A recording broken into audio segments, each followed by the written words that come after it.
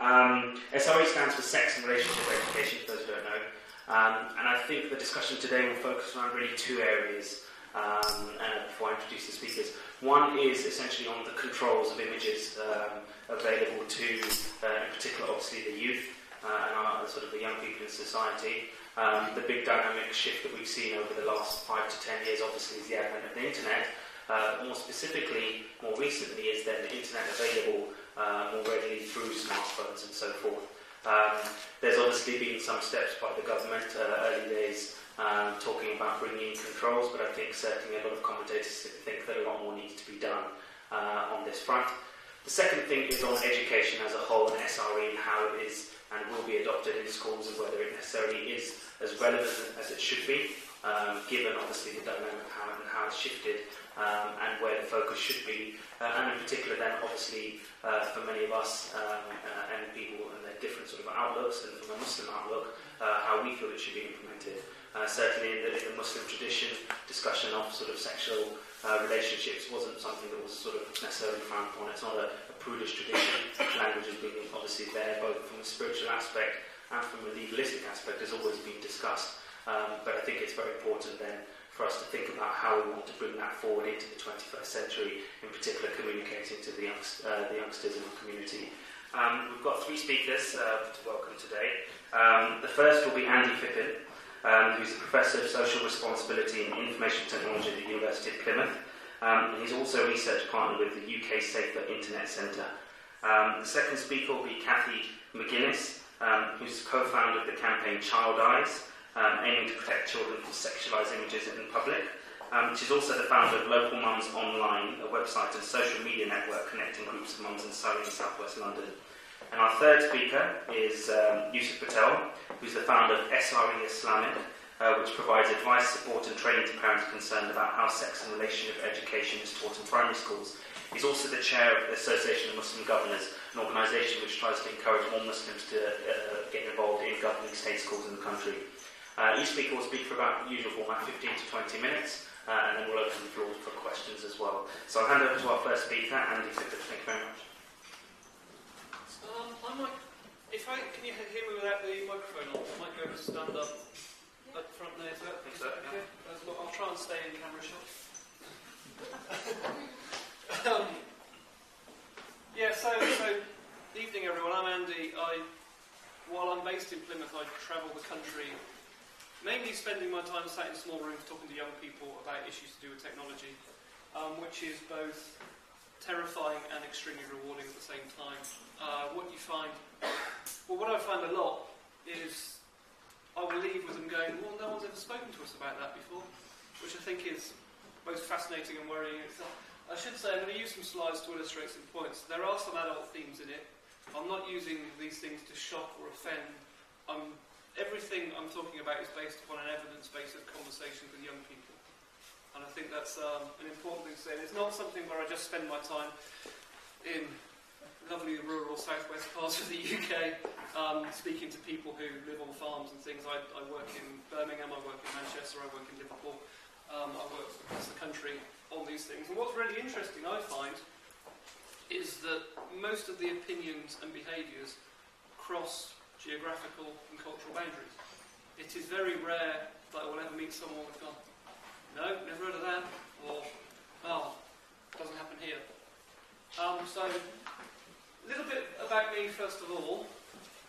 Rather grandly, I'm referred to as a Professor of Social Responsibility and Information Technology.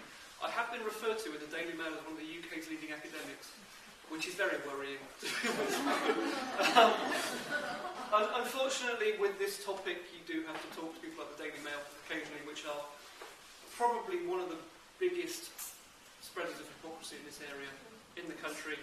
If you look on their website, on the left-hand side, it will be, this is terrible, children in the UK are going to, they're just a bunch of deviants. On the right-hand side of the page, you've got Denise Van Aaron in a bikini, doesn't Denise look great at 40? I think it's just, the level of hypocrisy is amazing. But, you know, I've had a t-shirt done that says one of the UK's leading academics, and on the back, according to the Daily Mail, because it's a weird one. My interest is mainly on whether technology legitimises behaviours that were viewed as unacceptable before this technology existed. Because I think that's Well, I'll give you some examples that bring that very much to bear. Frequently asked by the media to talk about this thing. The media do love to talk about this sort of thing. But the one thing I should sort of bring to it, I'm a great lover of technology. Technology has changed things mainly for positive reasons.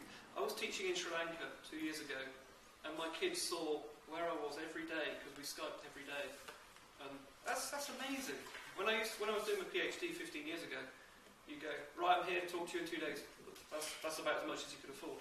And I probably talk to my students on Facebook more than I talk to them in person these days as well, which is just one of those things. But I'm not on Twitter anymore. I'm not on Twitter because I got sick of the trolling, to be honest with you. Most of my work I publish in the public domain because I'd rather people read it than setting in academic journals, which, frankly, very few people read. And when you put something out there, you will get some extreme reactions. And I got fed up of trying to have conversations with people over 140 characters, where they were trying to grandstand. And so I've come off Twitter, even though I still find it a fascinating lurking zone as well. I've spent a lot of time recently looking at government policy on this. Well, it's interesting because I've worked in this area for about 10 years, and up until 2 years ago, no one in the government wanted anything to do with children and online safety. Then there was quite a renaissance. Claire Perry came along, who one might describe as an ambitious career politician. I can possibly comment, but she was very much focused on a particular aspect, which was children accessing inappropriate materials, which is a concern. Clearly, it's a worry. I'll give you some examples of that as I'm going along. But the problem was it became a very narrow policy perspective. We were talking about, well, if we move on to the Prime Minister's speech about this over the summer, 2 major challenges protecting our children online. Access to inappropriate content, access to child abuse images. If I talk to primary age children about things that upset them online, generally they'll talk about 2 things. Occasionally, I mean, I've had some challenging conversations with some younger children about the sorts of beliefs they have. And clearly they've been exposed to some things they shouldn't have done, and clearly there are other issues as well.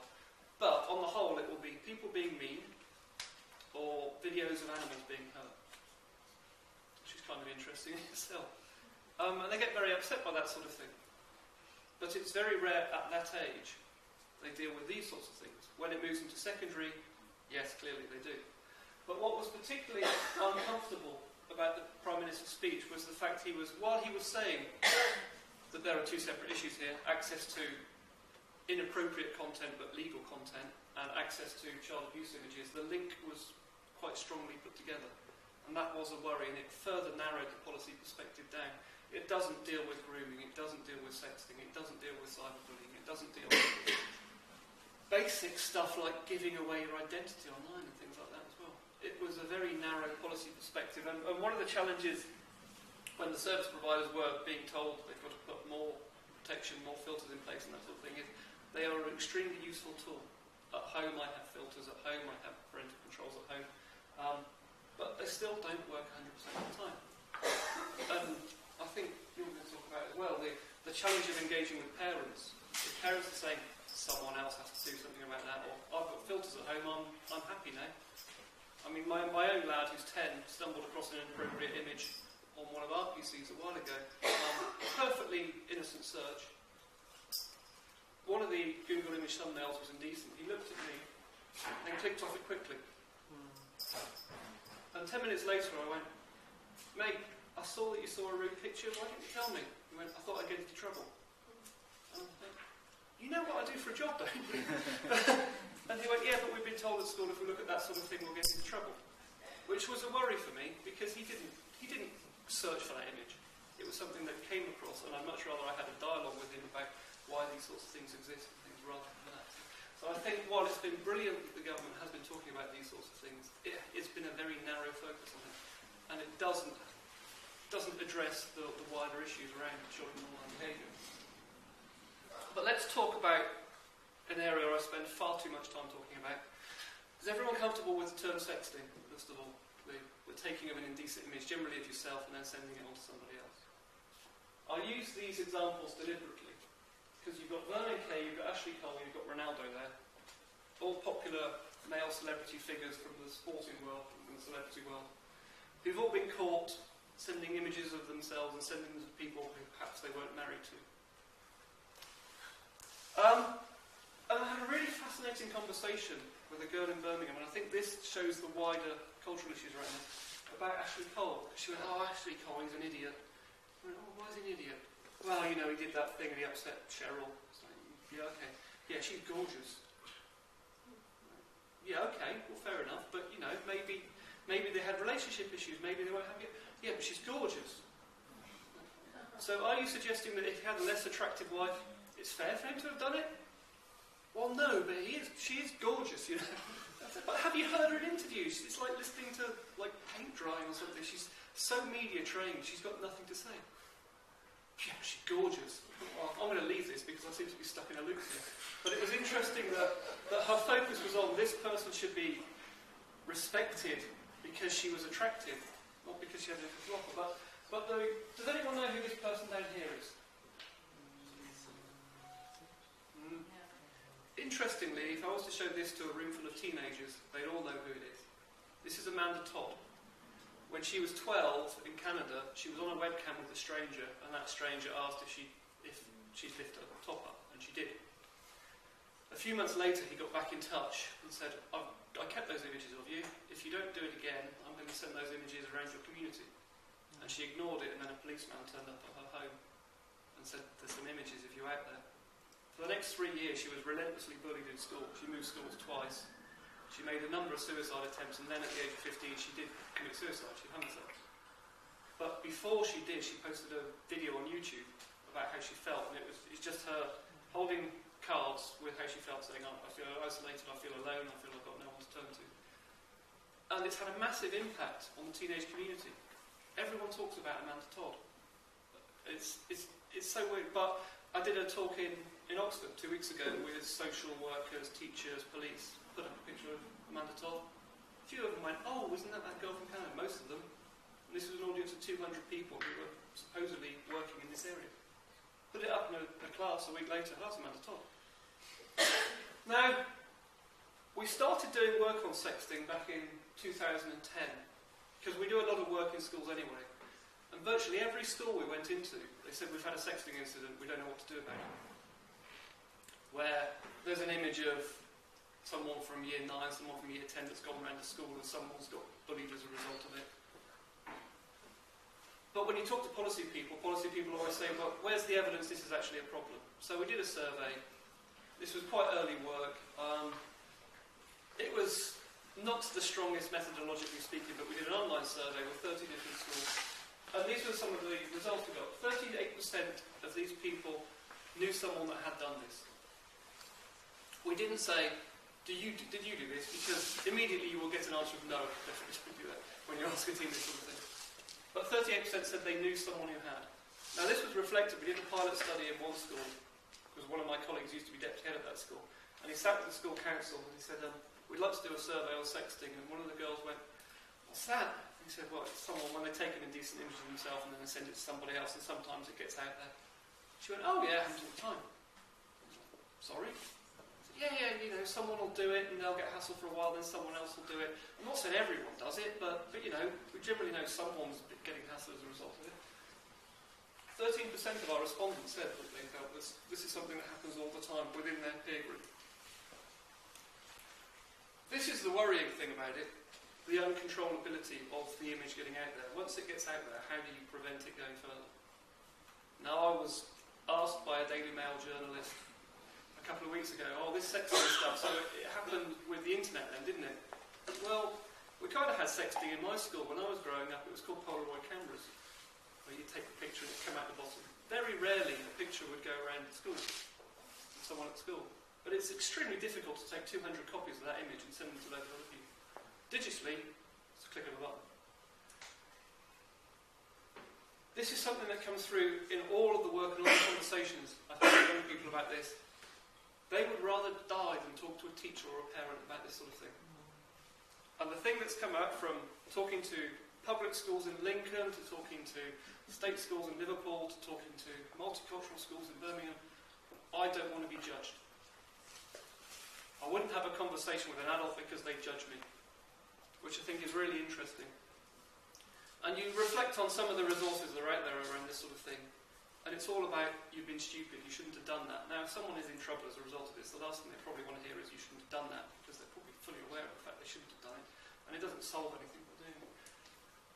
But, you know what I was saying about does technology change things? This is the thing I found fascinating. 38% said there was nothing inappropriate about a topless image. Now, we didn't specify gender there, so you could say topless image of a male photo. But 14% said nothing inappropriate about a naked one. So we did ask the question, what do you think is inappropriate? And we gave them a free choice. I'll give you a few examples of the things that came across. Someone said that. Yeah, great, hilarious. That comes up a lot.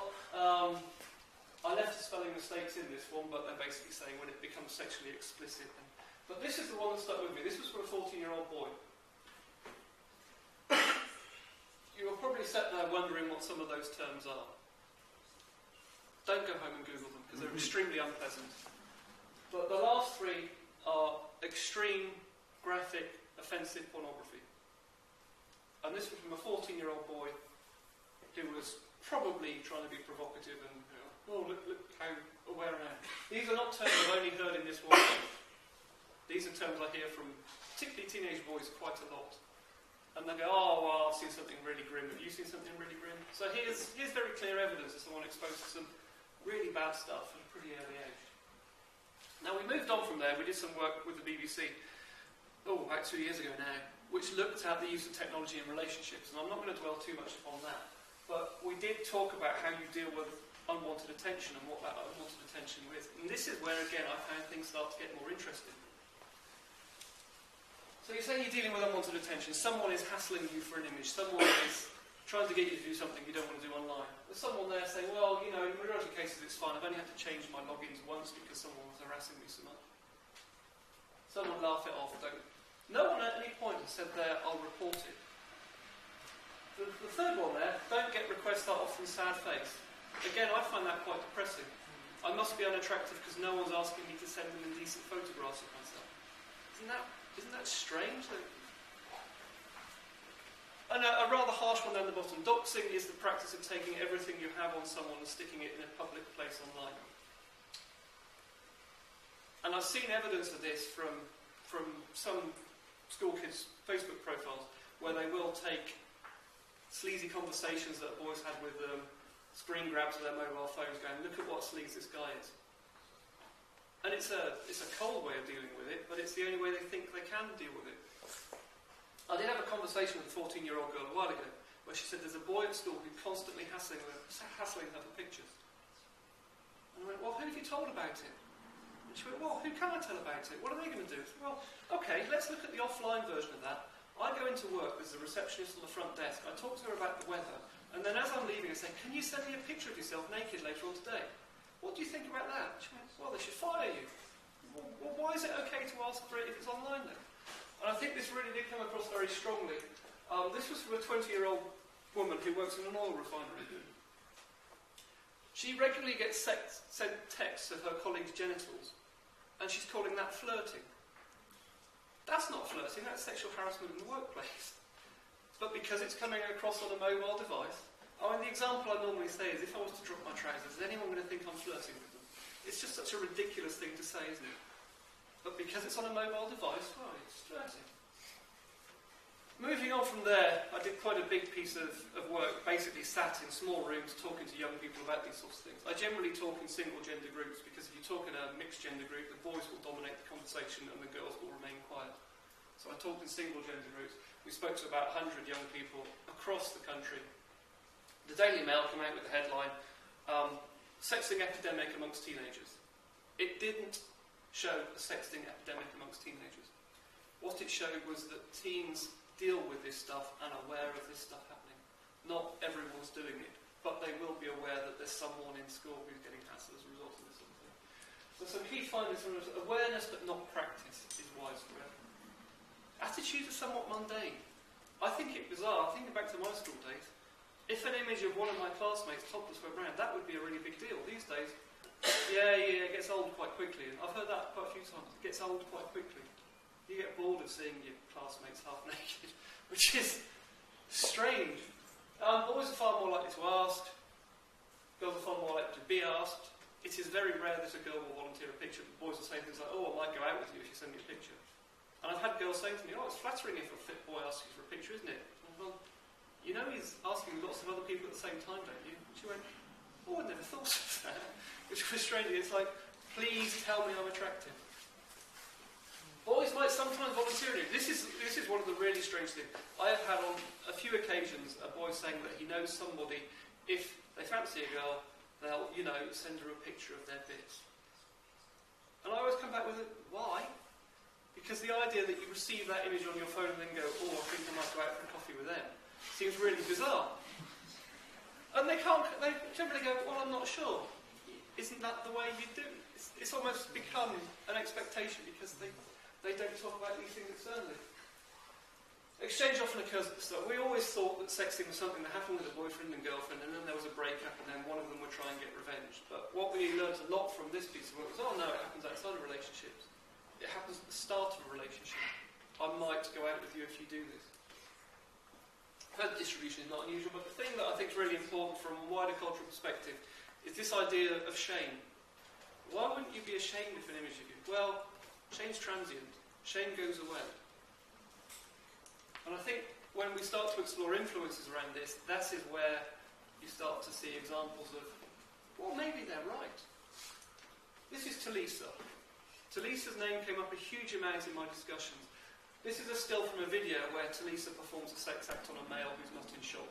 Who's Talisa? Talisa's a female pop singer who's also a judge. Well, she was a judge at X Factor, but then she got caught drug dealing last year, and she's not anymore. Well, no, sorry, she hasn't caught drug dealing. She's been accused of drug dealing. I'm on camera.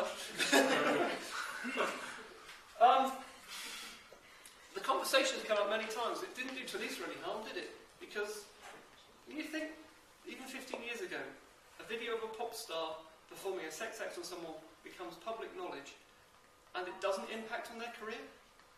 Because a few weeks after this video came out, and she took the guy to court, and she said her privacy had been invaded, she's back on Chris Moyles talking about her #1 single. And she dismissed it as that unfortunate incident. I think that's really quite interesting. The other thing I'm talking about a huge amount at the moment with young people is Miley Cyrus and her performance at the MTV Video Music Awards, where she has gone from... Miley Cyrus was a child Disney star, very sweet, very... Hannah Montana was the character she did. She's decided to reinvent herself as a highly sexualised individual. She spent most of the performance with her tongue hanging out, which I just found a little bit strange. But what was really interesting about this is Miley Cyrus has got a huge amount of abuse as a result of this performance. But the guy stood next to her is Robin Thicke, performing the song Blurred Lines. Now, Blurred Lines is an extremely catchy pop song.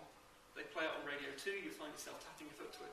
When you explore the lyrics are all about the fact that you don't really need to worry about consent if you're going to have sex with a girl. And the third verse is just truly horrendous in terms of, I'm going to treat you bad, I'm going to inflict pain on you, I'm going to do bad things to you, but you'll like it. But no one really explores the lyrics. So you've got a 19-year-old girl behaving in a very sexually provocative way, getting lots of hassle. You've got a 35-year-old married man with children stood next to her, performing in a sexually provocative way, singing a song about how you don't have to worry about consent. No one's criticising you, which is weird. A colleague of mine, Jessica Ringrose, who works at the Institute of Education here in London, she refers to it as slut-shaming. It's always the female that gets the aggression. It's always the female that gets the hassle if it's happened. And there's a history of this, which I think... Any of you come across the website The Onion? It's a US satire site. In 2011, The Onion produced an amazing video where they said basketball star heroically overcomes a tragic rape he committed.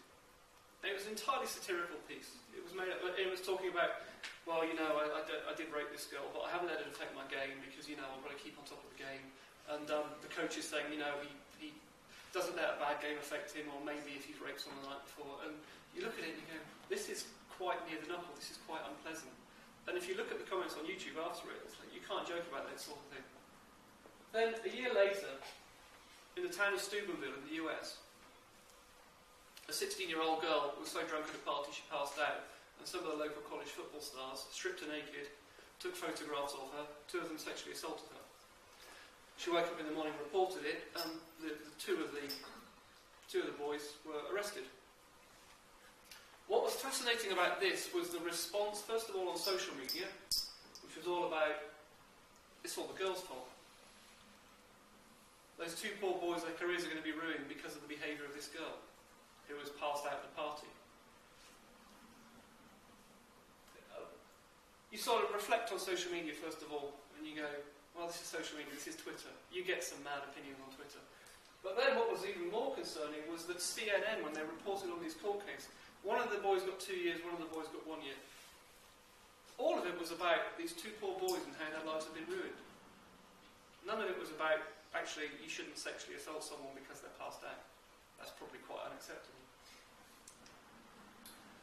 So, the implications of this then. I find myself talking more about cultural norms and cultural influence than I do about technology these days. Because you talk to boys, and they go, well, you've got to behave like that, there's no expectation. I worked with a guy in the Midlands who did this really interesting thing where he split a class of boys and girls up, and he said to the girls, write down some questions you'd like to ask the boys but you're too scared to ask. And he said the same to the boys. One of the questions the girls asked the boys was, why do you think we've got to wear loads of makeup, low-cut tops and short skirts? One of the questions the boys asked the girls were, why do you think you've got to wear loads of makeup, low-cut tops and short skirts? The girls are saying, well, this is the way you have to behave to be popular. I did have an amazing comment from a 14-year-old boy in Liverpool that said, popular girls don't sext. Which I thought, just those 4 words, it was, you know, people do it because they want to become accepted. People will come up from secondary school, try and reinvent themselves, see, oh, that's what the older boys want, so maybe I'll get better respect. Whenever I talk about this sort of thing, no one ever talks about feminism, no one ever talks about equality, very few people talk about self-esteem. It's interesting, I talk to some girls about feminism and they go, oh, isn't that why you hate men? Is it? I thought it was about, you know, equality and self-respect. Surely. But they don't ever get to talk about these things at school. But in all of these conversations, what I find most fascinating is even when we've had difficult conversations, they will generally go, can you come back and do some more of this? Because we never get a chance to talk about this sort of thing. Which I think that is probably the most worrying thing about it. I'm done. So, that's me for now. Okay.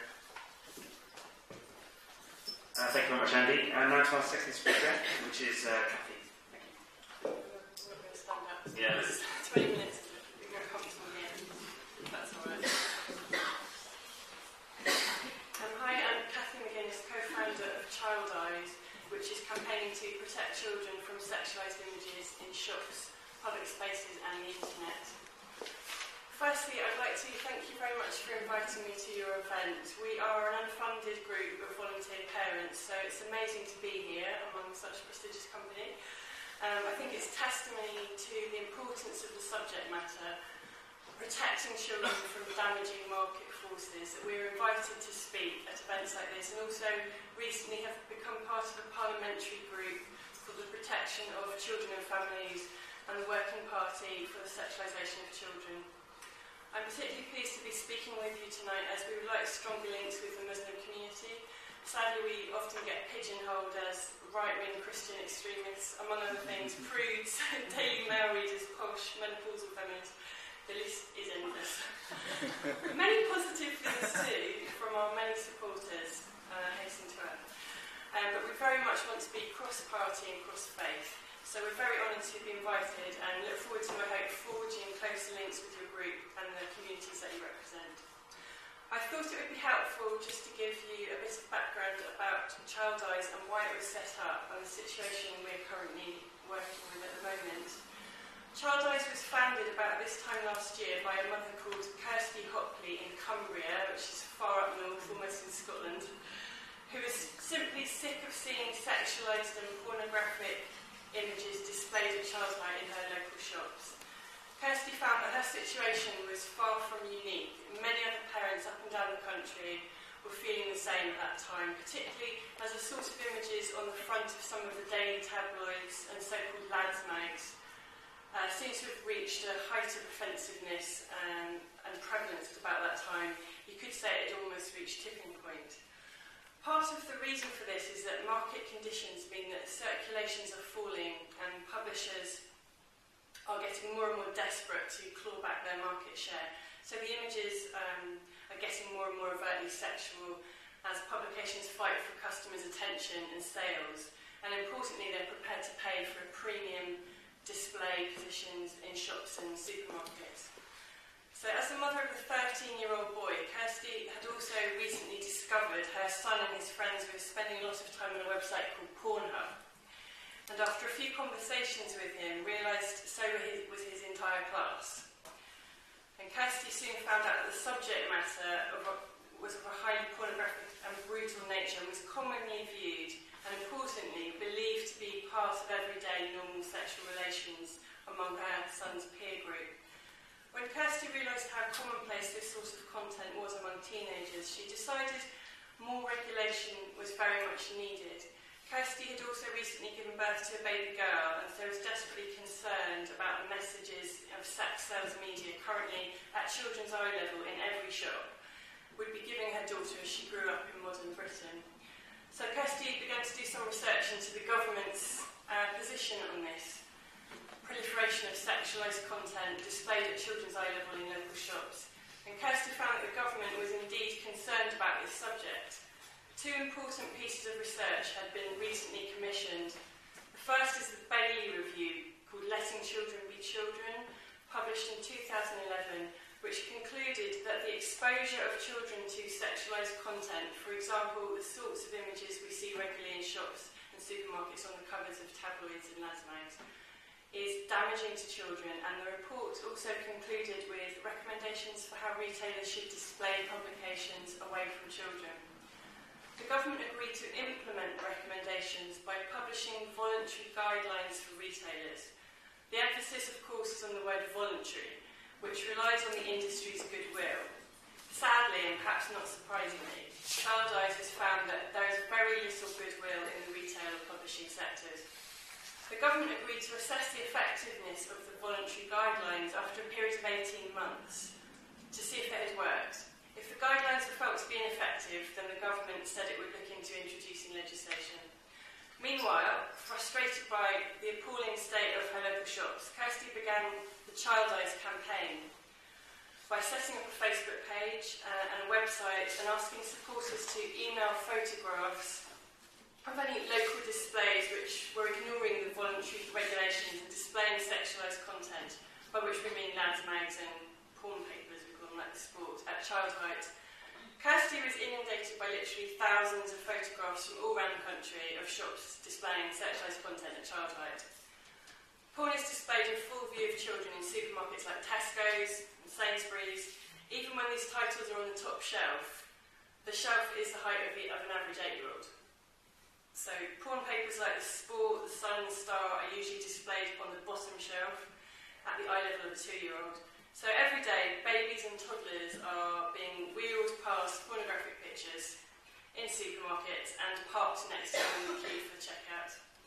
Independent news agents are even worse. Lads' mags and porn papers are routinely displayed at child height and often right next to children's comics and magazines. These displays are effectively grooming children to look at pornographic pictures and become desensitised to them. So it's no wonder that so many children are watching porn online when our shops and our supermarkets are sending out the message that it's okay to portray women as dehumanised sex objects. Importantly, Child Eyes has also found through an online survey that when parents complain to retailers or ask for the publications to be moved out of children's sight, they are met with an overwhelmingly negative response. Retailers commonly ignore, laugh at, or show hostility to parents who complain. So the government's 18-month period to see if the voluntary codes for retailers is now over, and what do you think has happened? No change whatsoever yet. Porn is still everywhere, and surprise, surprise, the government is claiming there is no need to introduce legislation or enforce regulations. They are not prepared to take action, as basically lots of their friends are making money out of sex sales media. And the people who actually control the government, the press barons like Murdoch, rely on publicly displayed sexual imagery. So in March this year, we launched a petition to the government asking for legislation to make it illegal to display pornographic images around children. We have over 23,000 signatures already, so it's going really well. Meanwhile, a second important piece of research has been commissioned by the government. The Children's Commissioner recently published its report, Basically Porn is Everywhere, including the title, which concludes that exposure to sexualised images is damaging to children in the following ways. Firstly, it increases the likelihood of early, risky sexual behaviour in children.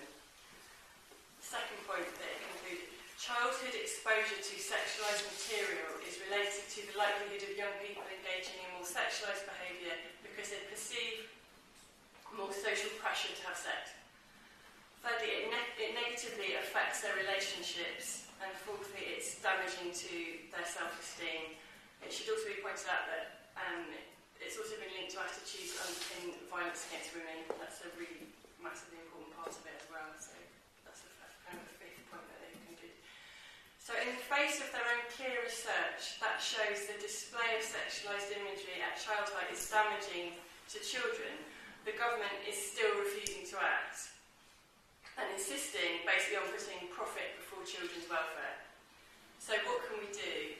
Well, we're continuing to put pressure on the government, building the petition, asking supporters to get their MPs to support. We are also putting pressure on retailers. We recently convinced the Co-op to stop stocking lads' mags and porn papers like the Sport. So that's been fantastic. And we're also supporting the Lose the Lads Mags campaign, asking Tesco to stop stocking lads' mags. We've also campaigned for and support the government's proposed opt-in on internet pornography. We know from the Children's Commissioner's report, Basically Porn is Everywhere, that the majority of children are now viewing porn online. Many children have completely unrestricted access to the internet at home. Many parents have filters, but many more do not. Many children live in homes where filters are not considered, and they're living in chaotic lifestyles. To teach parents about the importance of filters and to educate children about how to deal with those images, which is the liberal way of dealing with the problem, would take years. Meanwhile, a whole generation will be affected by being exposed to images before they are able to understand them. We need to protect children, and particularly the most vulnerable children.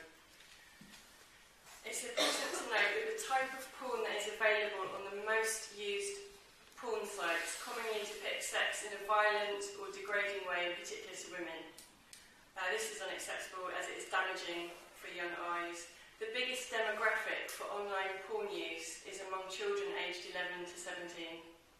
A recent study found that in a class of 30 children aged 11, 100% of the children had seen online porn. There have been many recent court cases of children and teens raping younger children where judges have cited the unrestricted access to porn as an issue. It appears that early exposure to porn could be creating abusers, harassers and rapists. The effect is devastating not only for the victim and family but on the perpetrator and their family. So if these situations can be minimised or prevented, then it is necessary to take any steps to make that happen. Internet porn has now been compared empirically to drug addiction in the way it affects neurotransmitters in the brain, encouraging users to seek out stronger images. The effects on mental health have been shown to be devastating. So for both these reasons, we are urging the government to treat porn as a public health issue, like drugs or alcohol or cigarettes. We also support campaigns asking for more up-to-date relationship and sex education, which includes educating children about internet porn. We feel it is unfair and hugely irresponsible to allow children to grow up in such a sexualised environment without the adequate skills to understand and interpret the messages that they are being bombarded with. Ideally, this would include helping children to understand the market forces that make sexualisation and sexism so prevalent in our society.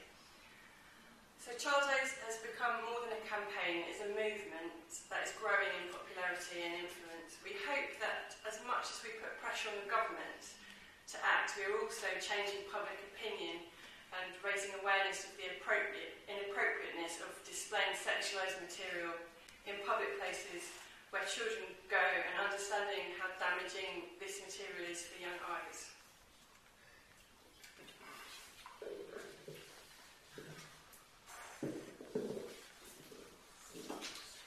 Thank you very much, Kathy. And our last speaker is Yusuf Patel.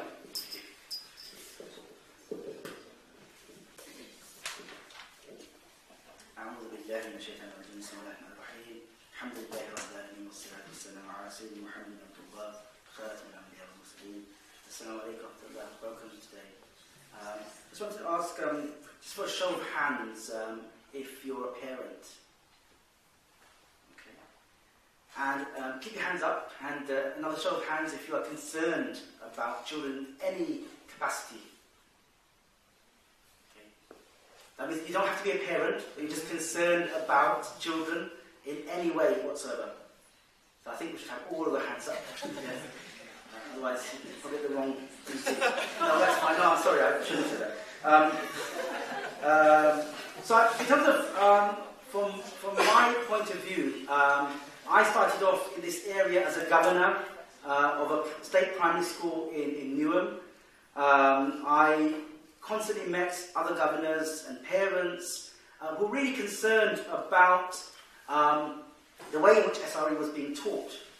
And I'm coming at this from a different perspective, so just bear with me for a moment. So, when I spoke to other governors or other parents, there was a widespread misunderstanding about SRE, the subjects as taught in school, sex related education, how it should be taught. Many governors were unaware about their role in the area. Many parents were unaware about what their rights were. So it was full of confusion. And as a governor, I was unaware as well as what my rights were or what my responsibilities were in this whole subject. So we started to look into the subject with a few governors, and we looked at the legal aspects around SRE, what the school ought to teach, and what schools have some leeway in deciding whether to teach or not, and how they teach it. Is it a compulsory statutory curriculum subject which schools cannot tailor to meet the needs of their pupils? So we looked at this from the legal perspective, and we looked at it from also from an Islamic perspective. What is the Islamic understanding of this? How should parents be teaching this? How should schools be teaching this? And also we looked at it from the perspective of advice for governors and parents. So we brought all of this together. We found it difficult to carry this message through to the Muslim community which we were targeting at that time, and until October 2008. In October 2008, the government decided to make SRE statutory in all schools. So we took that opportunity to try and raise awareness and to try and take that message across to the Muslims around SRE, and also to try and get their support to oppose this proposal. And I'll tell you why later on, why I don't think that schools are the perfect place to discuss this. And we can discuss whether that is a valid opinion or valid position or not. So we took this out to the Muslim communities across the country. We held over 60 seminars across from Southampton to Bradford and everywhere in between. And we got 23,000 signatures for our petition, which we handed over to the then QCDA, the Qualifications and Curriculum Development Agency, who doesn't exist anymore, but did exist then, and they were looking after consultation responses for the SRE consultation. The short conclusion of that was that the proposal to make SRE statutory did not get passed, and the current situation is exactly the same as it was 10 years ago. So SRE is still a non-statutory part of the curriculum. Parents still have a right to withdraw from SRE. Also, the governing body of a school have the right to decide whether to teach SRE or not in that school. And they can decide for it not to be taught in a school. And until recently, certain aspects of the science curriculum were being interpreted as being SRE, and since the revision of the science curriculum, SRE is no longer part of the science curriculum. There were a couple of aspects which were interpreted to be part of the curriculum. But some schools, in my experience with parents and speaking to schools, some schools were misinterpreting at a primary level the inclusion of the word reproduction in the science curriculum to mean that schools should be teaching children of primary age about the mechanics of reproduction and conception. But the concerns of parents around SRE were